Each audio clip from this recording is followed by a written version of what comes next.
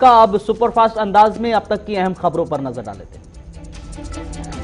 पश्चिम बंगाल की मुख्यमंत्री ममता बनर्जी ने केंद्र सरकार पर हमला बोला है। ममता ने कहा है कि गृह मंत्री अमित शाह ने पश्चिम बंगाल की गलत तस्वीर पेश की है। बीजेपी के राजनीतिक हिंसा के आरोपों का जवाब देते हुए ममता बनर्जी ने कहा, बीजेपी आत्महत्या को भी राजनीतिक हत्या बताकर पेश करती है।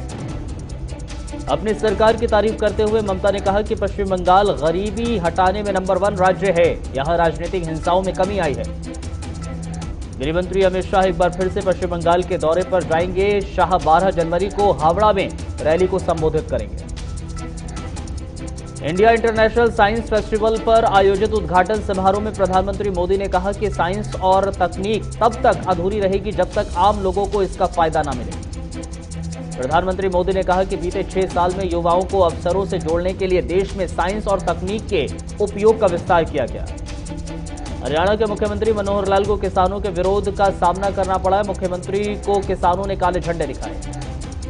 भारतीय किसान यूनियन के प्रवक्ता राकेश टिकैत ने कहा है, हमें कृषि मंत्री से अभी तक कोई बैठक का निमंत्रण नहीं मिला।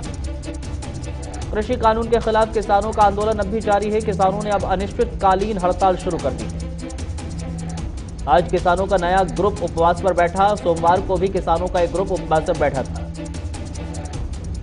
उत्तर प्रदेश बीएसपी के प्रदेश अध्यक्ष भीम राजभर ने बेतुका बयान दिया। उन्होंने कहा कि ताड़ी पीने से कोरोना नहीं होगा, ताड़ी की बूंद गंगा जल से भी पवित्र है।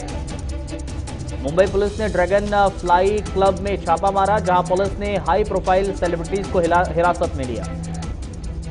पुलिस ने छापा मारा तो कई बड़े सेलिब्रिटीज वहां से पीछे के दरवाजे से निकल गए। आपको बताएं, छापे के वक्त गायक गुरु रंधावा, बादशाह, सुजैन खान और सुरेश रैना समेत कई मौजूद थे। पूर्व भारतीय क्रिकेटर सुरेश रैना के खिलाफ मुंबई पुलिस ने धारा 188 के तहत मामला दर्ज किया।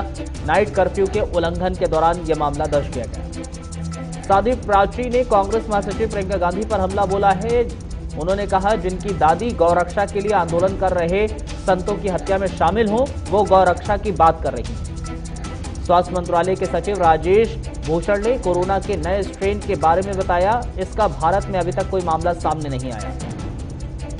भारत में कोरोना वैक्सीन की पहली खेप 28 दिसंबर को आ सकती है। दिल्ली एयरपोर्ट के सीईओ ने इस बारे में आज जानकारी दी। लंदन में दिल्ली पहुंची एयर इंडिया की फ्लाइट के 5 यात्री कोरोना पॉजिटिव पाए गए हैं, जिसके बाद सभी को सरदार वल्लभ भाई पटेल कोविड केयर सेंटर में भेज दिया गया। राजस्थान के मुख्यमंत्री अशोक गहलोत ने केंद्र सरकार से देश के सभी नागरिकों को निःशुल्क कोरोना वैक्सीन उपलब्ध कराने की मांग की है। प्रधानमंत्री नरेंद्र मोदी जम्मू कश्मीर के 26 जनवरी को social Endeavour for health and telemedicine योजना का उद्घाटन करेंगे। सीतापुर में भारत सरकार का स्वच्छ भारत मिशन का सपना साकार हो गया।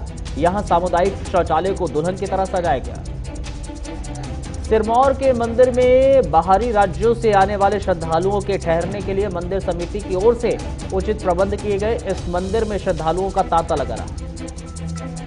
झज्जर में एक प्रवासी मजदूर की 5 साल की मासूम से रेप के बाद हत्या कर दी गई, जिसके बाद गुस्साए लोगों ने प्रदर्शन किया। आरोपी को फांसी देने की मांग की।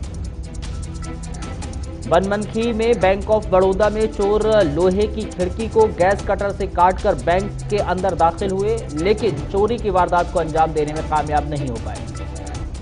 कसौली में क्रिसमस नए साल से पहले पर्यटन विभाग की तैयारी पूरी हो गई है। पर्यटकों को अलग अलग माध्यमों से जागरूक किया जा रहा है। भारत और नेपाल के बीच नो माइंस लैंड के पास सड़क निर्माण के विवाद उत्पन्न हो चला है।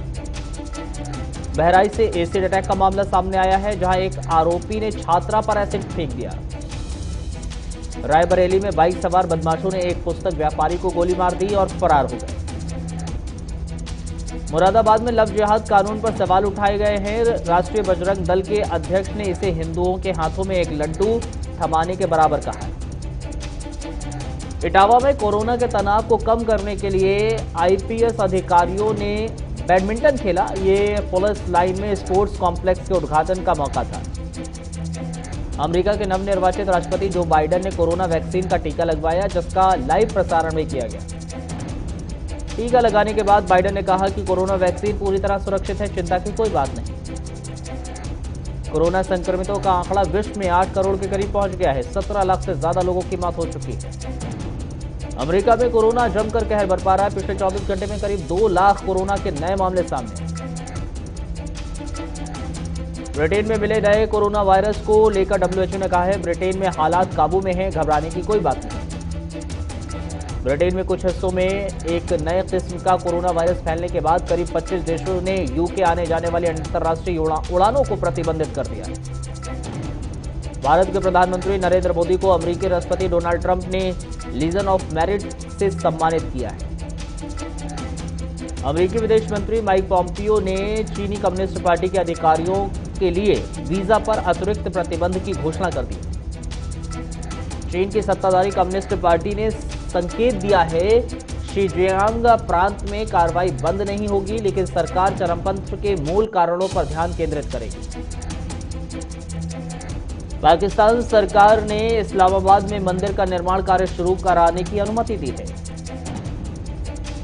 मौनी रॉय का जलवा बरकरार है। पिंक ड्रेस में फोटो शेयर करते हुए 3 लाख से ज्यादा लाइक्स मिले। कंगना रनौत ने मां के साथ काशी विश्वनाथ की तस्वीर शेयर की है। बोली अब इस साल केदारनाथ जाना चाहती हूं। तारक मेहता का उल्टा चश्मा में फिर से चाचा भतीजे की जोड़ी धमाल मचाएगी। शूटिंग पर नट्टू काका यानी घनश्याम नायक वापस लौट गए। ताजमहल के सामने शाहजहां के अवतार एक्टर अक्षय कुमार झूमते नजर आए। शेयर किया वीडियो जो काफी वायरल हुआ। कपिल शर्मा शो में भी तितलियां गाने का जादू छाया। भारती और कीकू शारदा ने बैक स्टेज फनी वीडियो बनाया है। टीम इंडिया के खराब प्रदर्शन पर मोहम्मद कैफ ने ट्वीट किया है, जिसके बाद हरभजन सिंह ने मोहम्मद कैफ की अंग्रेजी को लेकर उन्हें ट्रोल कर दिया। भारतीय बल्लेबाज सुनील गावस्कर चाहते हैं कि ऑस्ट्रेलिया के खिलाफ 26 दिसंबर को शुरू हो रहे टेस्ट में पृथ्वी की जगह लोकेश राहुल पारी का आगाज करें। बॉक्सिंग डे टेस्ट में रविंद्र जडेजा को मौका मिल सकता है, जिससे बल्लेबाज हनुमा विहारी को अंतिम एकादश में बाहर का सामना होना पड़ सकता है। अब आईपीएल में 8 की जगह 10 टीमें खेलेंगी। बीसीसीआई की सालाना बैठक में इंडियन प्रीमियर लीग की 10 टीमों की भागीदारी की मंजूरी मिल सकती है। खेलो इंडिया यूथ गेम्स 2021 का हिस्सा गतका समेत देश के 4 विरासती खेल होंगे, जिसका खेल मंत्री किरण रिजिजू ने ऐलान कर दिया है। सुपरफास्ट न्यूज में फिलहाल इतना ही। छोटा सा ब्रेक।